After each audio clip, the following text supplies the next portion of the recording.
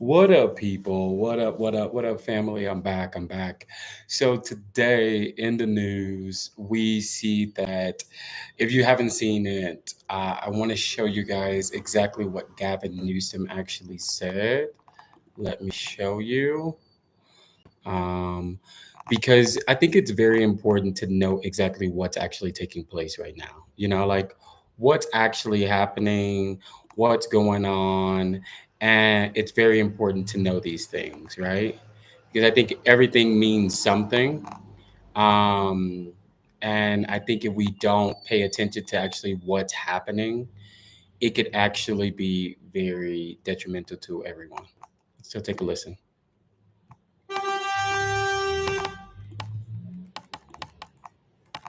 Targeting people who are least able to defend themselves.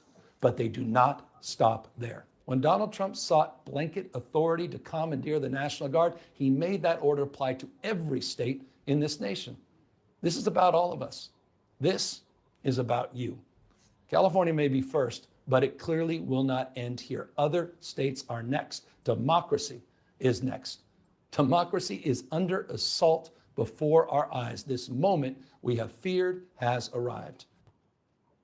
So with that being said, I think it's kind of one of those things that I think it's a clear indication of exactly what's happening.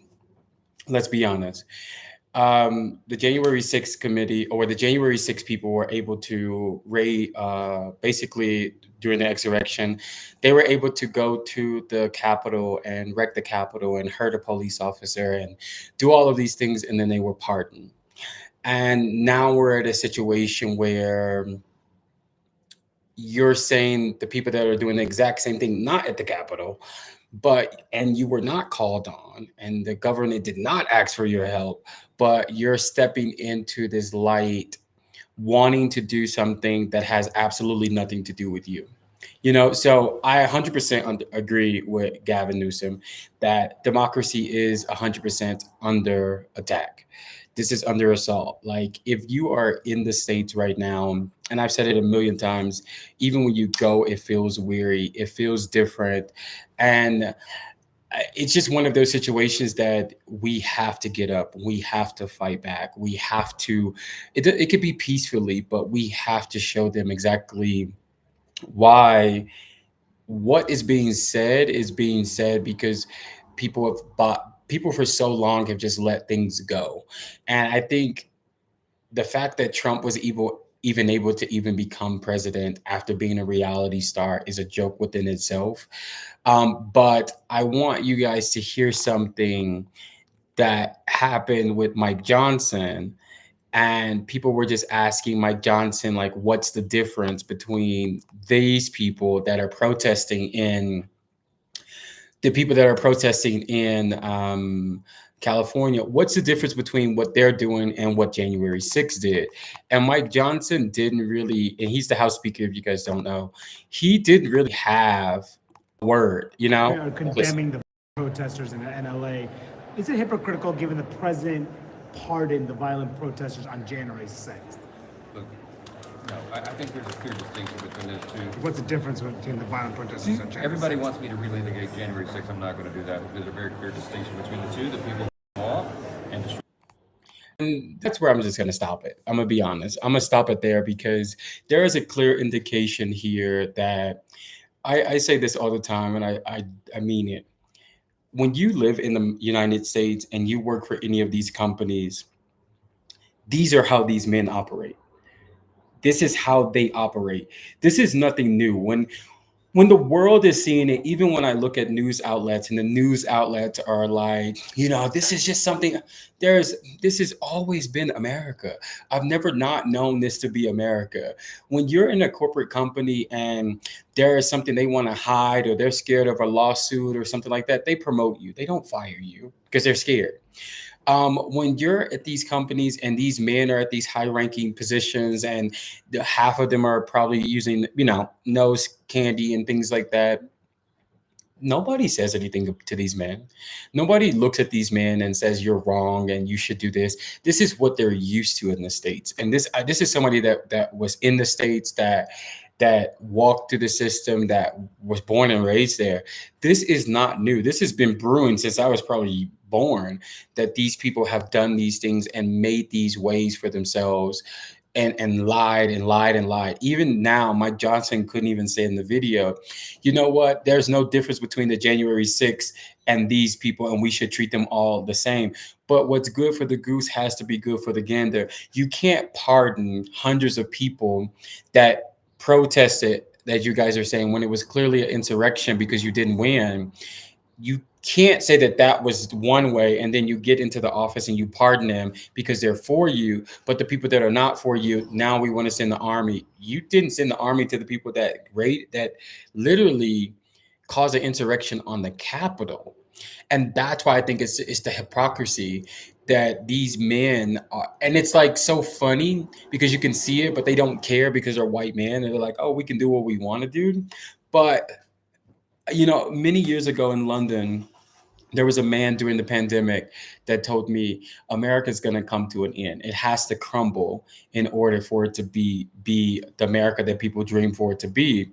And I think Trump is a necessary evil, but I think it's also one of those things that if you're one of those people that are still a Trumper, or you're okay with them taking little kids out of schools.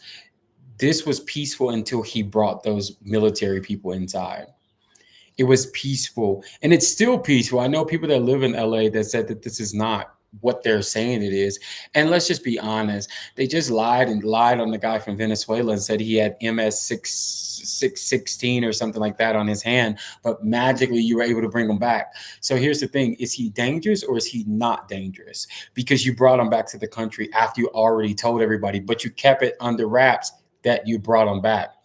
And that's the thing that I will never understand about the states, because it's a constant lie. I think I told you guys the other day that me and the immigration officer had a big argument when I was coming through immigration, and he kind of tried to make it seem like I couldn't come in because I lived in Mexico. And he's like, well, you do you live in Mexico? And I'm like, you see everything. You see how often I come in. You see how often I'm coming into the country. So why would you ask me questions that you already know? But clearly he was a Trumper and he was just trying to make it difficult.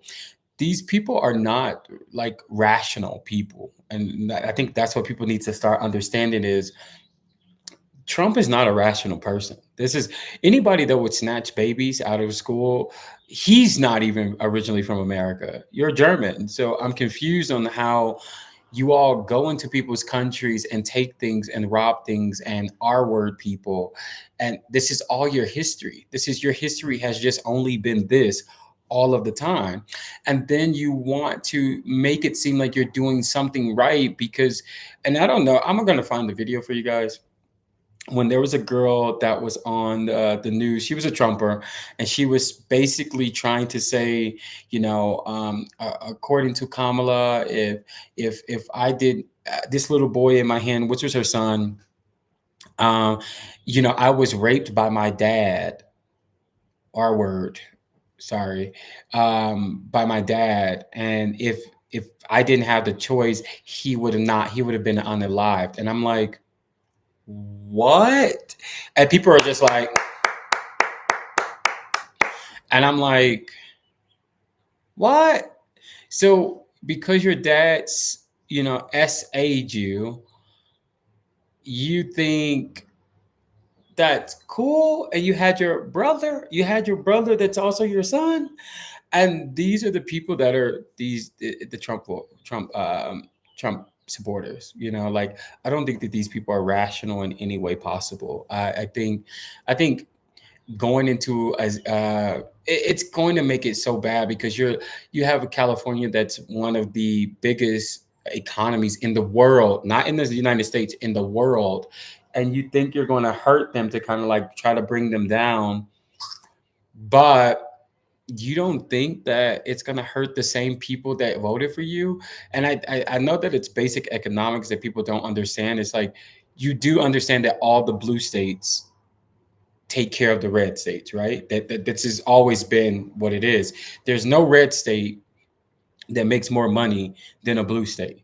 So why would you want to hurt your own voters? Which is kind of just blows my mind when you think about things that people that voted for him. And I get it, politics are politics, but I just wish we call it what we call it and just say that people are racist instead of making these frivolous, excuses to say, oh, no, I voted for, you're a racist. And it's okay. And I wish we would get to that point where people were okay with just saying, I'm racist. I don't like you because you're black, or I don't like you because you're Latin, or I don't, just say that. And I would be so much better, because I will tell you all now, I approach all white people with caution.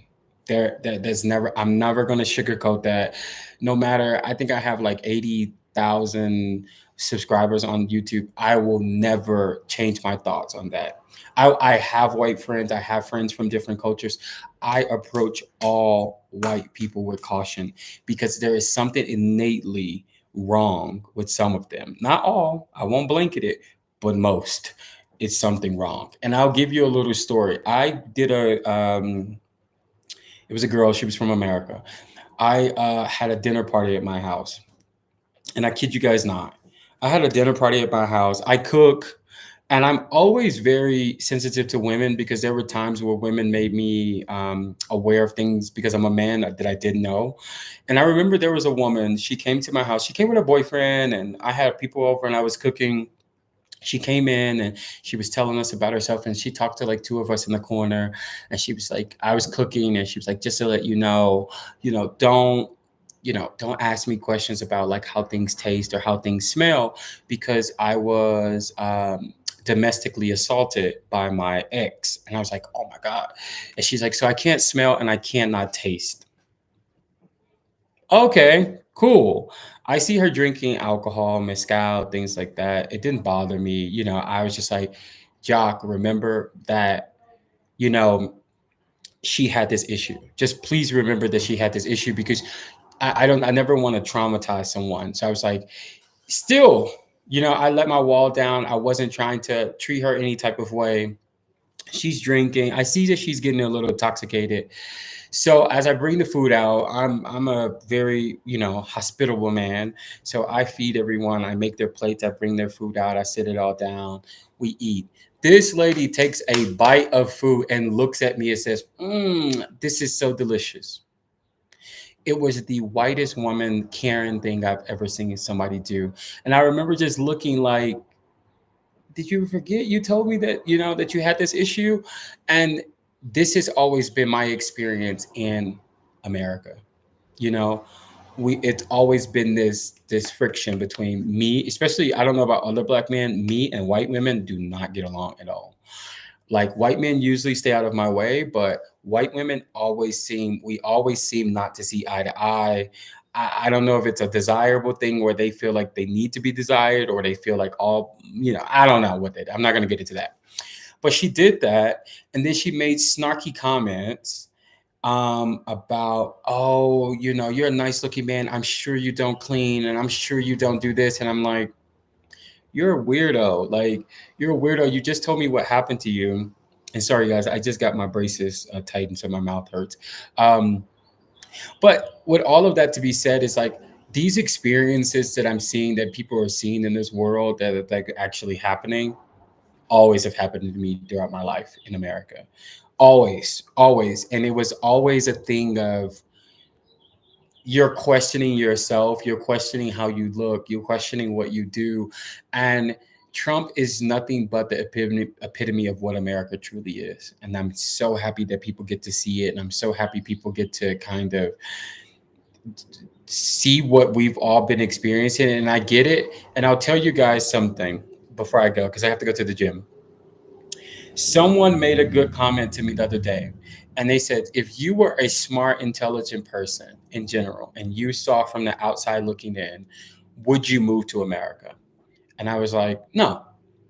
If you caught me now and I was not American, and I would see what's going on in that country, despite the money that you can earn, I would not move to America. It would not be a country that would excite me to, or ignite something in me to want to do. I would just stay where I'm at.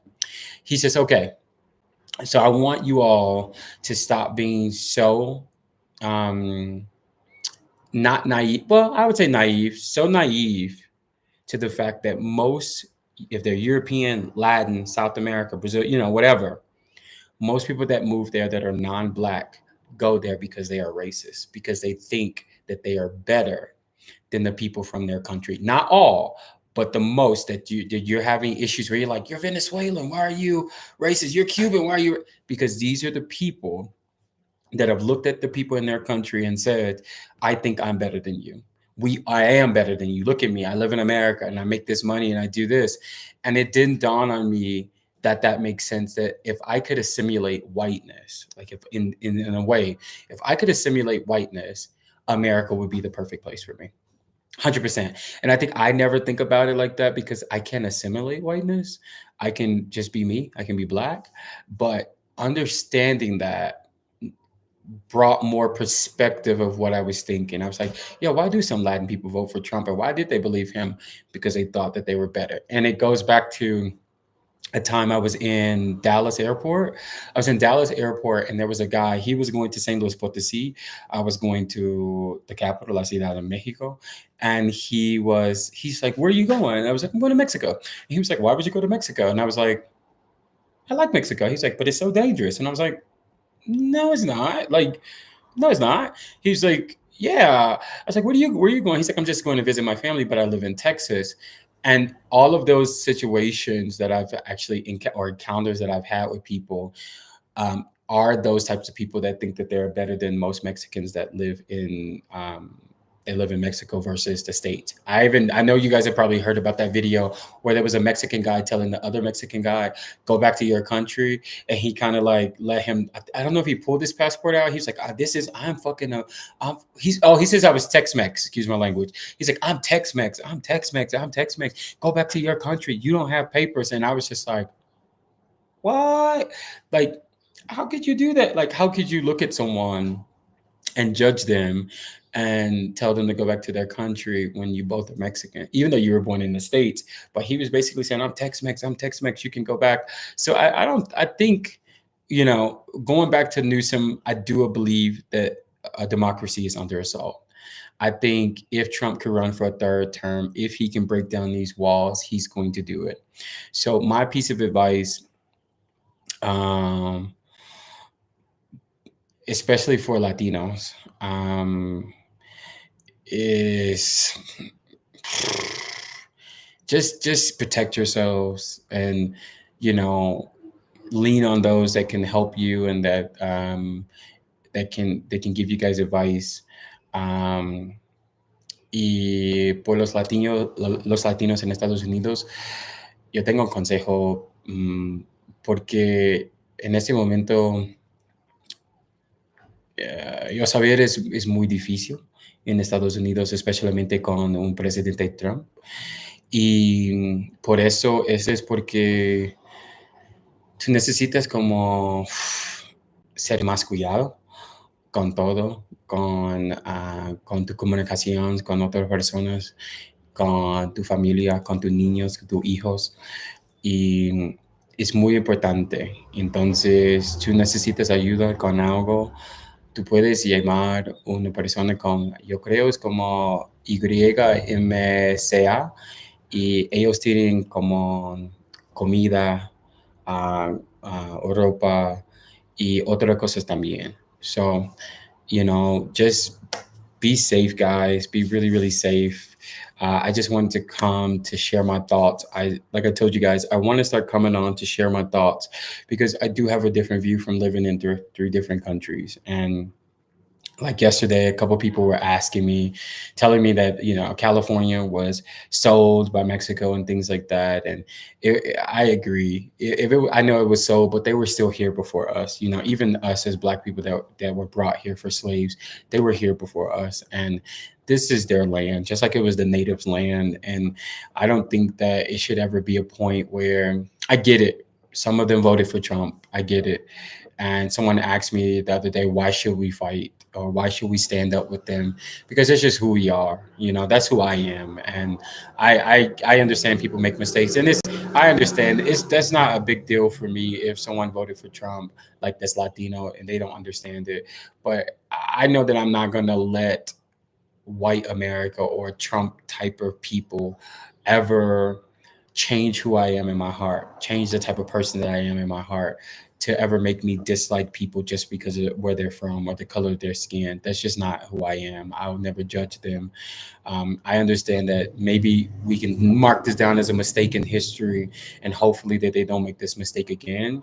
But I refuse to watch babies be snatched out of schools, and men not be able to feed their families, because if you don't know, Latinos are very traditional. A lot of the men are very traditional, so they're trying to take care of their families and do what the best that they can do. And at the end of the day, I think that's what we're all trying to do. We're just trying to do the best that we can. And so for me, I stand with Latinos. Wish you guys the best, and we're gonna do what we can to make sure that you guys are okay. So until next time, family, I will see you guys soon. Nos vemos pronto. Adiós.